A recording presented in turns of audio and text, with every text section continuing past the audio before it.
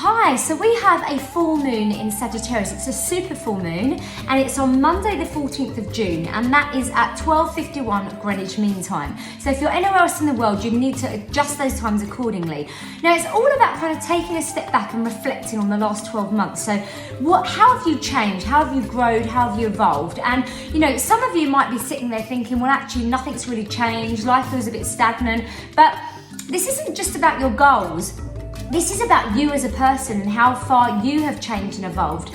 And you know, there's so many of you on my page that have had healing with me. Well, that is evolving. That is, you're working on yourself, you're developing yourself, you're changing yourself, you're actually observing and reflecting on where you need to heal areas of your life in order to be a better person, in order to have more harmony in your life. So all of you have got something that you've evolved in. So even if it's not necessarily a goal that you've achieved yet, it's something within you that, you know, you could have developed your spirituality, you could have been reading more, you could be like exercising more, taking up a health regime, as I say, focusing on you as a person and how far you've come. So I really want you to sit back and look at this and reflect on all those aspects of yourself where actually you have evolved, you have really become a newer version of yourself and a better version of yourself, okay? So be proud of yourself. I think that's what I want to say, and I feel like it's also about an energy of fun, just kind of letting yourself go, looking at how far you've come,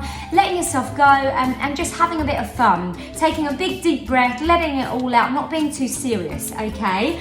And we also want to look at knowing that life is an adventure and it doesn't need to be stagnant. We don't have to be constantly like sitting on hold waiting for things to happen. And when we do that, that's come out really weird. When we do that, we often find that things become a little bit more rigid and they don't move as freely and easily anyway. So I want you to actually like just allow things to be more fun, allow things to be more adventurous, trust in the universe and do things more spontaneously over this next month and see where it takes you, okay?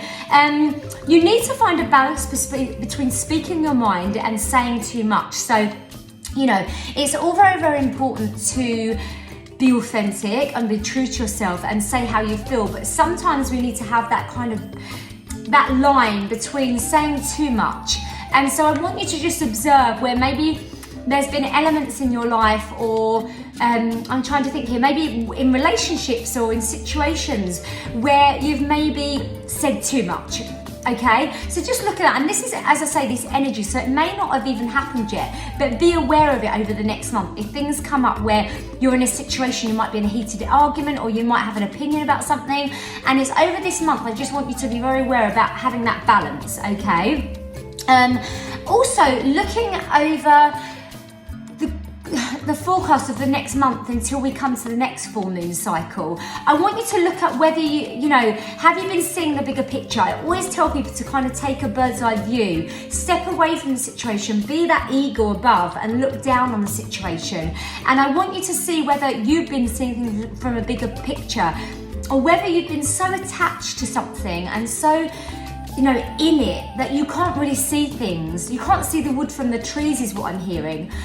So step away from it, observe it, because this often gives you so much more clarity and also helps you to understand which direction or which step to take next, okay?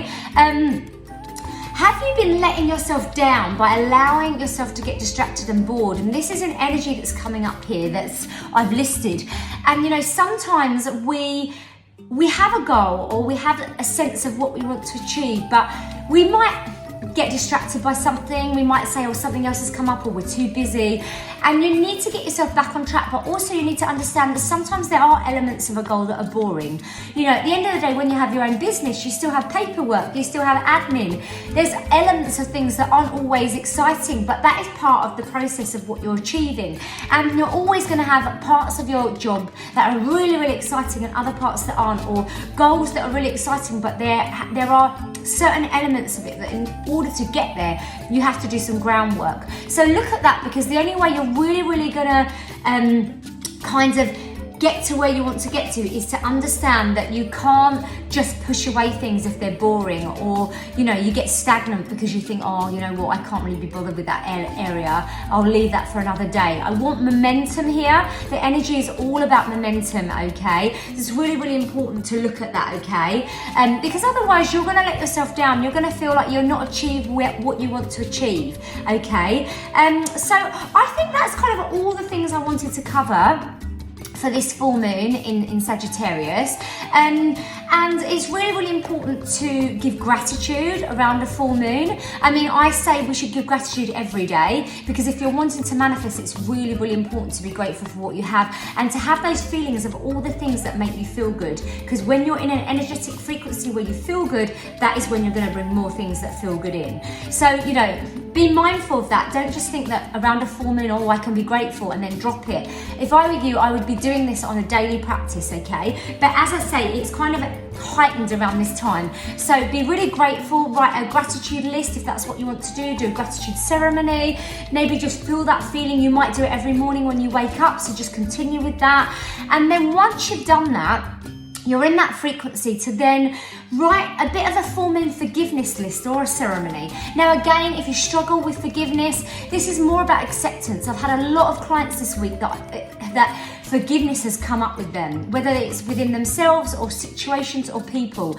And I say to them, if it's really, really tricky to do this, because some of these circumstances, they're hard and it's not always easy to forgive others, but just accept it, because the only way that you are going to be able to move through this and move into better things and move into these doors that are waiting to open for you, and these opportunities, is to accept what's happened. Because when we're living in the past and we're constantly going back into the past, like this movie in our mind of all resentment and grudges and judgment and guilt, if it's towards ourselves, we're not allowing ourselves to move into the present moment at all, and to allow ourselves to then eventually move into the future, okay? So it's really important to look at that. So if this helps, you could write a list and just burn it in the garden, release it. You could visualize it maybe going up into a hot air balloon and just being taken away. These are just examples, okay? But it's very, very important to do that, all right?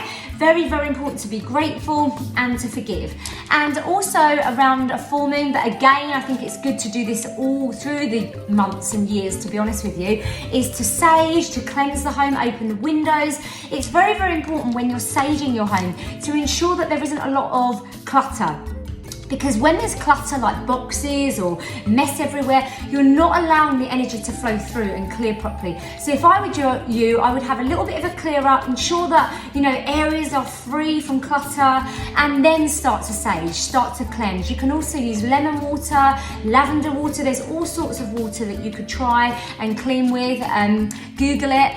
And it's a great time to cleanse your crystals, because the power of the full moon is so energetically strong. So as great as it is to cleanse your crystals with sage and with salt and those crystals that can go into water, it's great that you can cleanse them that way. But I think that the moon energy is just the most potent.